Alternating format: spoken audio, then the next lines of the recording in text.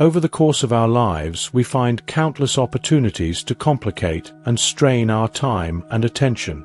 We accumulate more than our sustenance requires. We tend to find this becomes a point of pride for us, not so much in our private thoughts, but certainly when this accumulation is noticed by others in our sphere.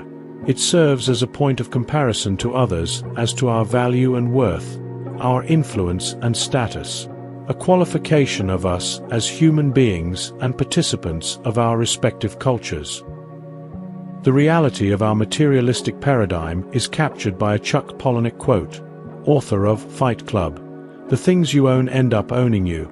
It is only after you lose everything that you are free to do anything." This accumulation is both material and immaterial. It has become so standard that we do not even consider these accumulations as burdens. We do not see them as complications, but as trophies. Of the two, material accumulation tends to be the most noticeable, requiring little, if any, crowing on our part to draw attention.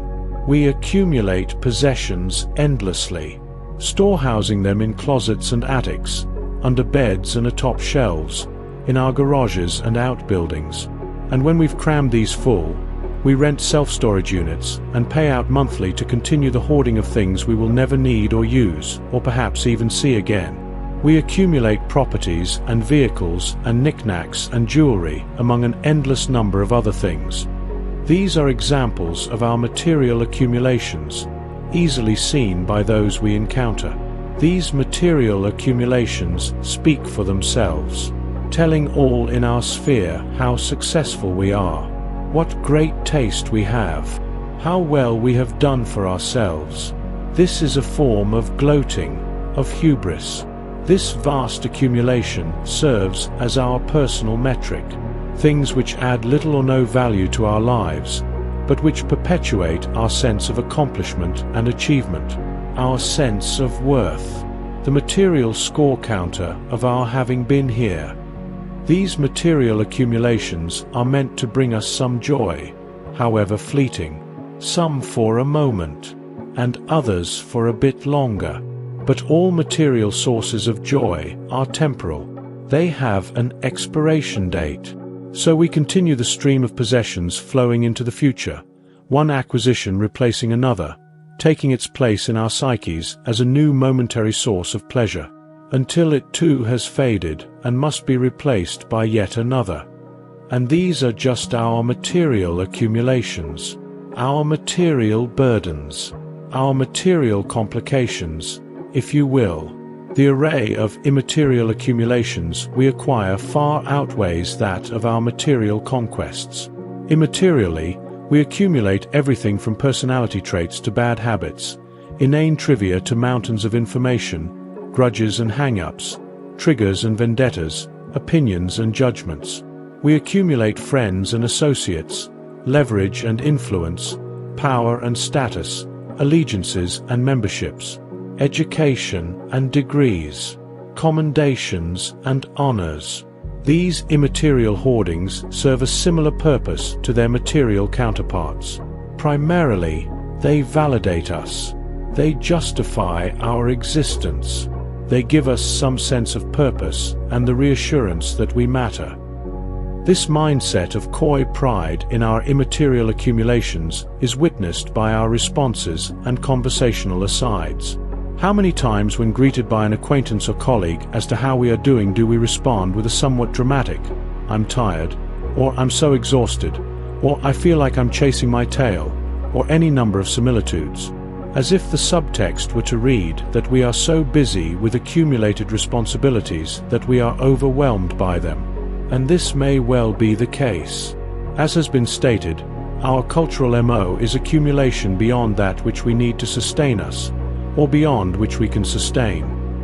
Regardless of how exhausted we may be from the mountain of pursuits, obligations, and responsibilities we have taken on, we find a sense of pride and value in this hectic paradigm. How rare is it to run across someone in your day who seems like they have nowhere else to be and nothing else to do? And when we do find this person, what thoughts run through our minds as to their diminished value to society, personal ambition, or lack of competence. We might even think that it must be nice for them to not have any pressing matters. But even this thought carries the tone of condescension, if we're honest. These accumulations, both material and immaterial, are complications. They are complications in the sense that what you acquire must be maintained, or it will not remain on your inventory sheet. The simple fact that these accumulations require maintenance adds complication to your life. The more you have to maintain, the more is required of your time and attention. This is, by definition, a complication. Like anything else, these accumulations are neither good nor bad in and of themselves. But while they may momentarily yield a sense of happiness or degree of pleasure, a sense of purpose and value, and or fulfill some other affinity of the ego, their accumulation taxes the body, emotions, and mind in a way which distracts them from their higher calling, from a profound knowing of their true nature, from sublime experience. Complexity is the antithesis of simplicity. Simplicity is the path of peace.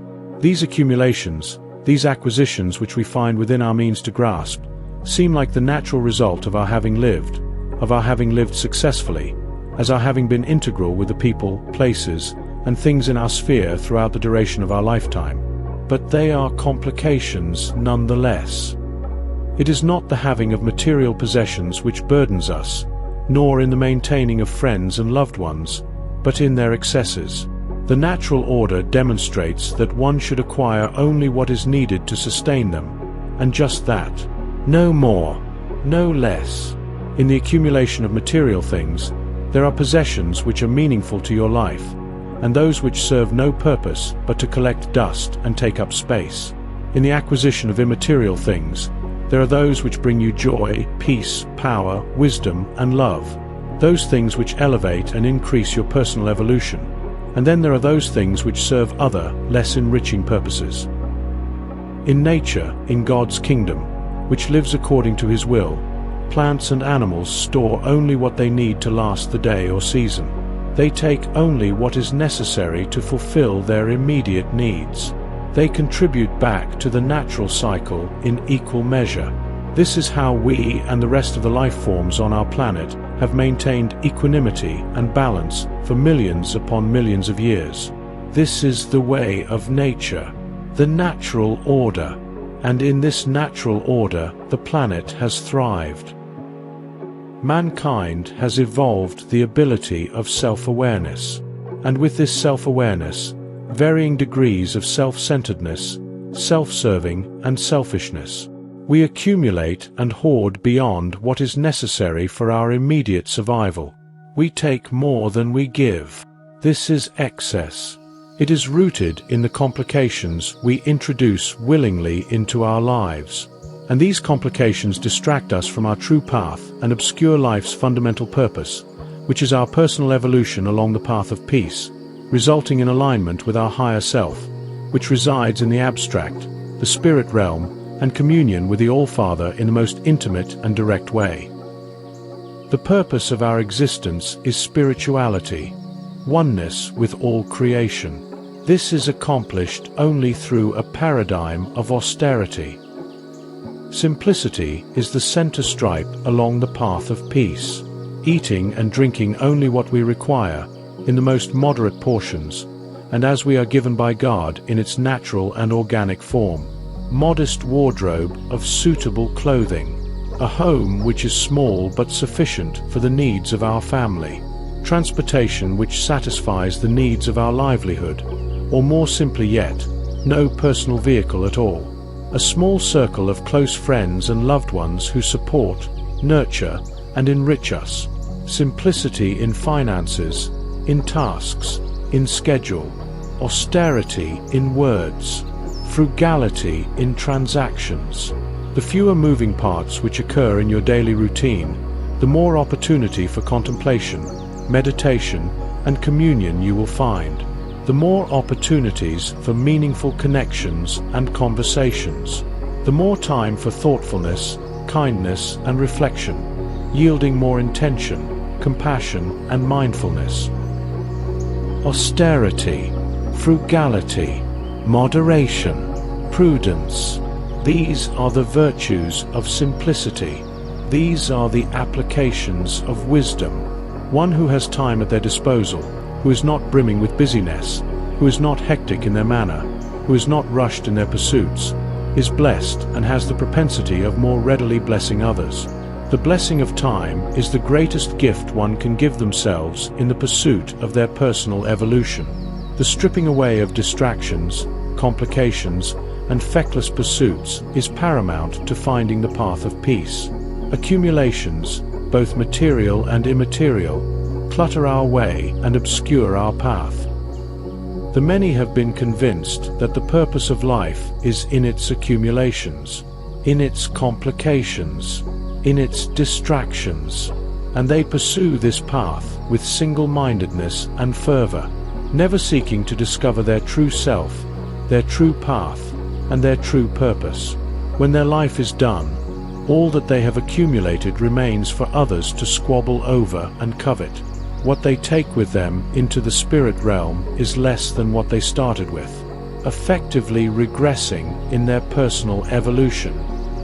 The act of simplifying one's life, of decluttering one's path of unnecessary possessions and immaterial burdens, can be a challenge. It is contrary to our ego.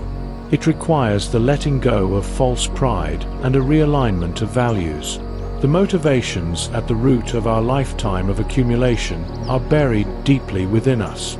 Extracting these roots requires a certain strength of will and a compelling justification. We do not tend toward this kind of soul-searching and inventory of our lives without having experienced some great loss. A loss so profound that we are forced to reevaluate our entire perspective on life and what gives it true value and meaning. This act of simplification, this trimming of the fat, if you will, can start with something as easy and inconsequential as streamlining your social media contacts or friends. When I began my own self-inventory, looking for excesses in my life, this is one of the first things I did. I eliminated everyone in my list of hundreds of names whom I had never personally met. Then I eliminated those whom I only knew as second-hand acquaintances, then those whom I had not messaged in more than a year. Eventually, I reduced my friends list from hundreds to dozens. After more time had passed, and I continued to take serious this simplification of my life as an overarching precept, I eliminated my social media accounts entirely. Anyone in my life whom I stayed in touch with on a regular basis was in my phone contacts. Extracting social media from my life forced me to personally reach out to loved ones and close friends, sharing pictures, updating them on my life, checking in on them, and so on, via text or email or phone call or, heaven forbid, in person. This is the modern equivalent of letter writing in its effect and impact on people in our sphere. Thinning out accumulations in every area of your life, one area at a time, will gradually create more and more peace in your life, and the deeper you go, the more thorough you are, and the more intensive your efforts, the more impact you will realize on your personal peace and health. Physical, emotional, and mental. Your attachments and accumulations, especially those which are excessive, acutely impact your peace and long-term health. They weigh down your soul.